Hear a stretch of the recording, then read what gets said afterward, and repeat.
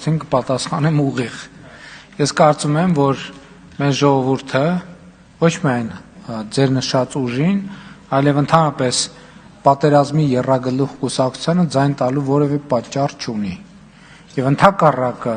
ունի բազմաթիվ պատճառներ, մեկը մյուսից հիմնավոր, այդ ուժերին ընդհանրապես ձայն չտալու, որովհետև քվեարկել այդ ուժերից որևէ մեկի օգտին, դա նշանակում է քվեարկել ինքդ քո դեմ։ Հարցի առաջին մասի վերաբերյալ ես կարող եմ հետևյալը ասել, ես իմ օրինակ կարող եմ բերել, ես 6 տարի անցկացրել եմ ազգային ժողովում, նստած եմ եղել այնտեղ, ես չեմ հիշում մի հարց ու պատասխան, որ ես բաց թողած լինեմ,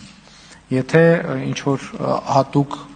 հարգելի առանձնահատուկ պատճառ չի եղել, և